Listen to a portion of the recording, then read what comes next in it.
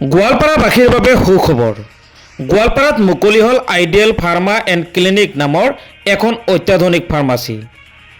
গোৱালপাৰাৰ দুৰ্গা মন্দিৰৰ হেদায়তপুৰত SP petrol পাম্পৰ সমীপত ইউনুছ আলীয়ে মুকলি কৰিলে আইডিয়েল ফাৰ্মা এণ্ড ক্লিনিক নামৰ এখন অত্যাধুনিক ফাৰ্মাচী।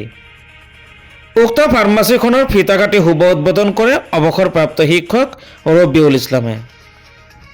ফাৰ্মাচীখনত চিকিৎসা সেৱা আগবঢ়োৱাৰ লগতে উপলব্ধ আছে উন্নত মানদণ্ডৰ লেবৰেটৰীৰ সুবিধাৰ সৈতে কৰা হ'ব বিভিন্ন ধৰণৰ পৰীক্ষাৰ লগতে গ্ৰাহকে ক্ৰয় কৰিব পাৰিব উন্নত মানৰ ঔষধ। ফাৰ্মাচীখনত চিকিৎসক হিচাপে উপস্থিত থাকি চিকিৎসা সেৱা আগবঢ়াব মেডিচিন আৰু ডায়েবেটিছ বিভাগৰ চিকিৎসক MM মহচিন ৰেজাই। আমি পুনৰবাৰ কৈছোঁ, গোৱালপাৰাবাসীৰ বাবে সুখবৰ। গোৱালপাৰাত মুকলি হ'ল আইডিয়েল ফাৰ্মা এণ্ড ক্লিনিক নামৰ এখন অত্যাধুনিক ফাৰ্মাচী।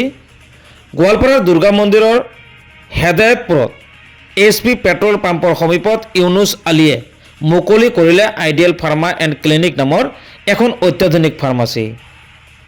ফাৰ্মাচীখনৰ ফিতা কাটি শুভ উদ্বোধন কৰে অৱসৰপ্ৰাপ্ত শিক্ষক ৰবিউল ইছলামে। ফাৰ্মাচীখনত চিকিৎসা সেৱা আগবঢ়োৱাৰ লগতে উপলব্ধ আছে উন্নত মানদণ্ডৰ লেবৰেটৰীৰ সুবিধা, কৰা হ'ব বিভিন্ন ধৰণৰ পৰীক্ষাৰ লগতে গ্ৰাহকে ক্ৰয় কৰিব পাৰিব উন্নত মানৰ ঔষধ। ফাৰ্মাচীখনত চিকিৎসক হিচাপে উপস্থিত থাকি চিকিৎসা সেৱা আগবঢ়াব মেডিচিন আৰু ডায়েবেটিছ বিভাগৰ চিকিৎসক MM মহচিন ৰেজাই।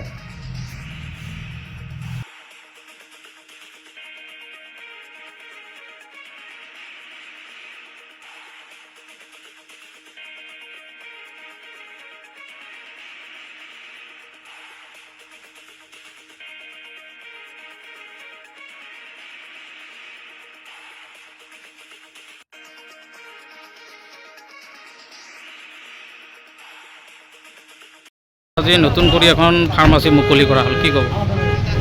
যিয়ে নহওক, গোৱালপাৰা দুৰ্গা মন্দিৰ অৱস্থিত SP পেট্ৰল পাম্পৰ অপজিট চাইড আমাৰ নতুনকৈ এটা ফাৰ্মাচী অপেনিং কৰা হ'ল। ফাৰ্মাচীৰ নাম দিয়া হৈছে আইডিয়েল ফাৰ্মা এণ্ড ক্লিনিক। ইয়াতে MD ডক্টৰ বহান হ'ব আৰু লগতে গাইনলজি আৰু গেষ্ট্ৰএণ্ট্ৰলজি ডক্টৰো ইয়াতে এভেইলেবল থাকিব। গতিকে আপোনালোকৰ জৰিয়তে মই সমূহ গোৱালপাৰাবাসী ৰাইজক মই আহ্বান জনাম যে আপোনালোকে ইয়ালৈ আহিব। আমি যিমান কম মূল্যত, যিমানখিনি ৰেহাই মূল্যত আমি ছাৰ্ভিচ দিব পাৰোঁ সেইখিনি আমি যথেষ্ট চেষ্টা কৰিম। কাৰণ বিজনেছ খালি অকল মুনাফাৰ কাৰণে নহয়, এইটো এটা সামাজিক ছাৰ্ভিচৰ সমাজৰ কাৰণে এটা সহায়মূলক কামো কৰিব পাৰি বিজনেছৰ জৰিয়তে। গতিকে সমূহ গোৱালপাৰাবাসী ৰাইজক আহ্বান জনাম যে আমাৰ এই নতুন কৰি অপেনিং কৰা এই ফাৰ্মাচীখনত যাতে সকলোৱেই আহে আৰু সহায় সহযোগিতা কৰে, এইখিনি আপোনালোকৰ জৰিয়তে মই আহ্বান জনাইছোঁ।